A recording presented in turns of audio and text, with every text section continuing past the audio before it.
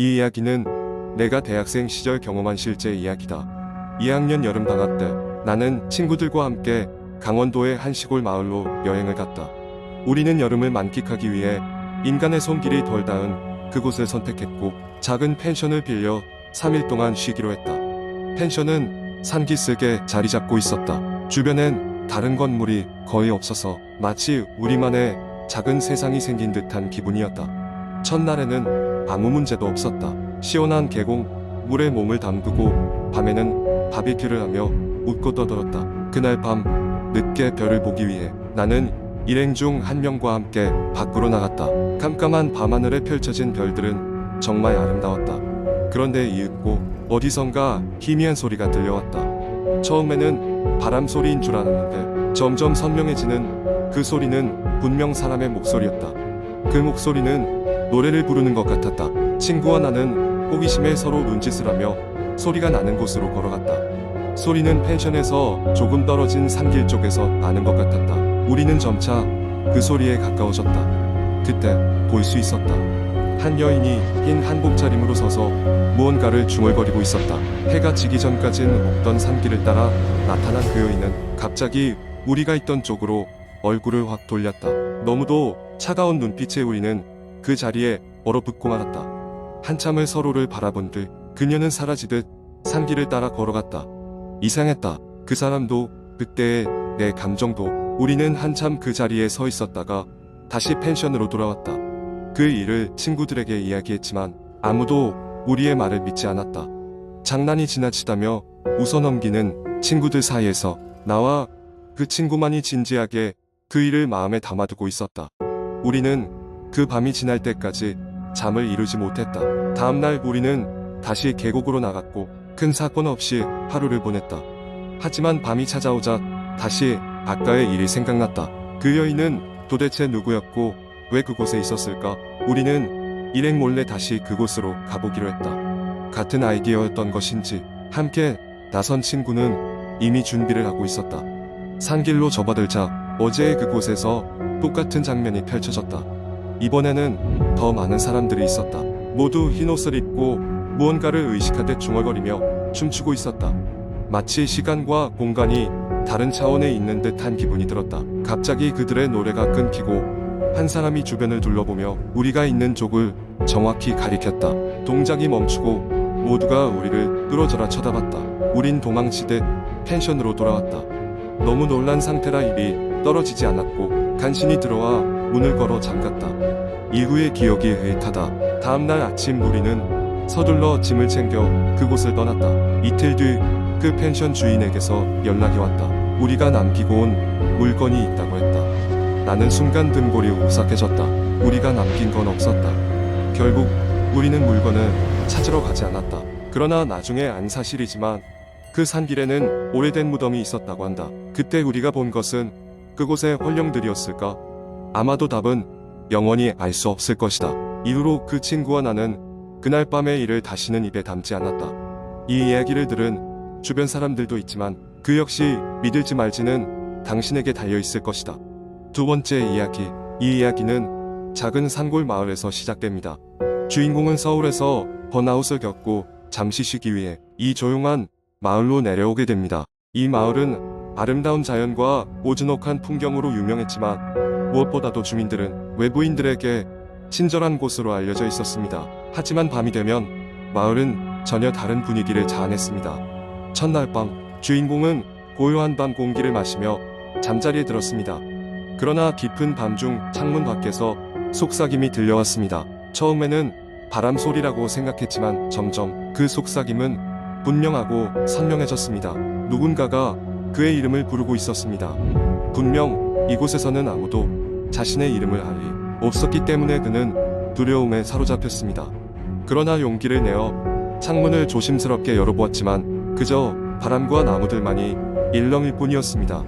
다음 날 마을 주민들은 평소처럼 친절했고 주인공은 어젯밤의 일을 누구에게도 말하지 않았습니다. 하지만 이상한 기분은 그를 하루 종일 따라다녔습니다. 마을 곳곳을 거닐며 그가 발견한 것은 오래된 자갈길 옆으로 길게 뻗은 오래된 묘지였습니다. 묘지는 관리가 잘 되어 있었지만 그곳에 발을 들이는 순간 이상하게도 등골이 서늘해지는 느낌이 들었습니다.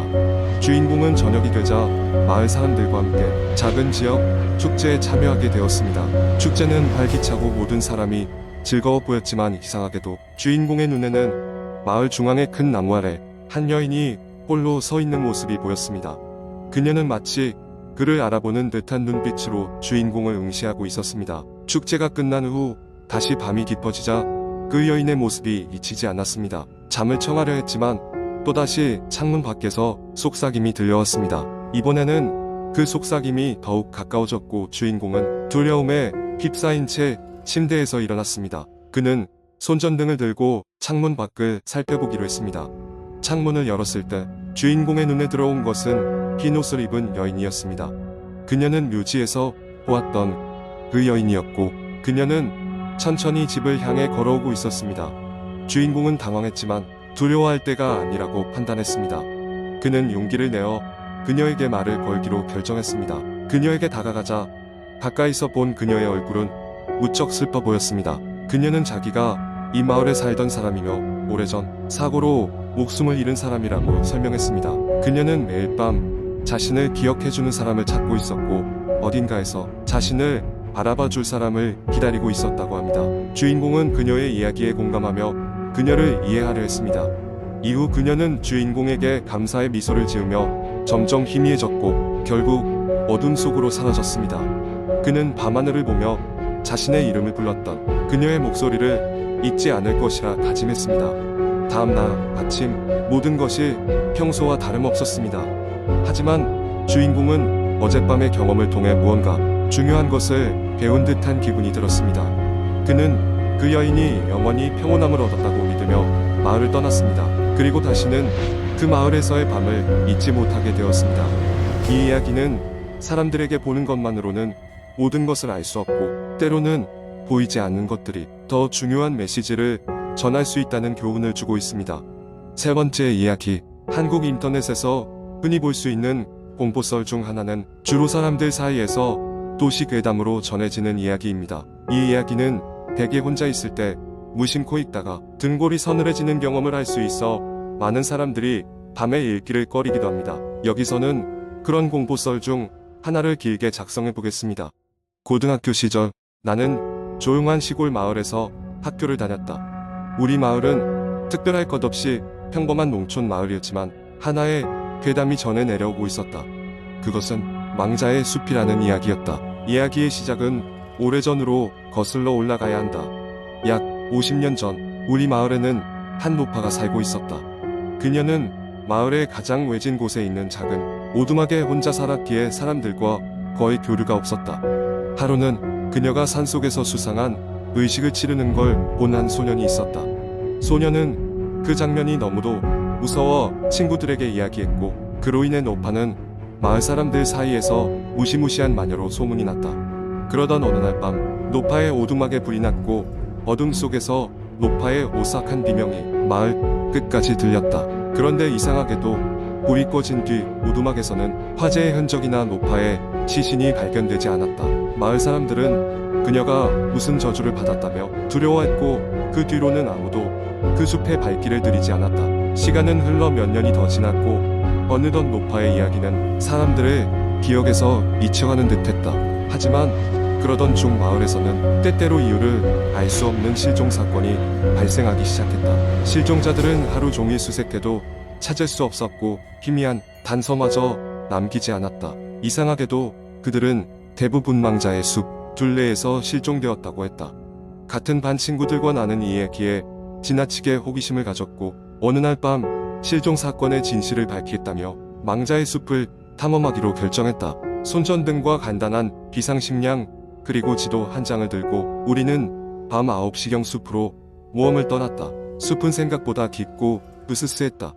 나무들은 오래된 수염처럼 빽빽하게 두꺼운 이끼로 덮여 있었고 길은 자연스럽게 사라져가는 듯했다. 숨소리조차 큰 소음처럼 느껴질 정도로 숲은 적막했다. 1시간이 흘렀을까 우리는 예상치 못한 곳에 다다랐다. 그곳은 작은 공터였고 공터 중앙에는 오래된 우물이 있었다. 우물가에는 오래된 사당 같은 구조물이 있었는데 사당 그곳에서 우리는 짧은 순간 소름 끼치는 기분을 느꼈다.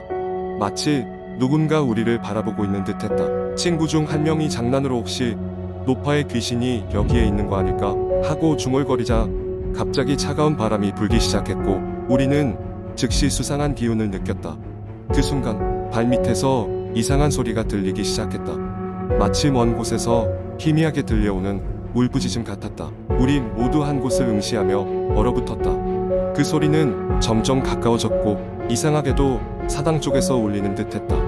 공포에 찔린 우리는 버티채할 마음이 없었고 급히 숲을 빠져나갔다.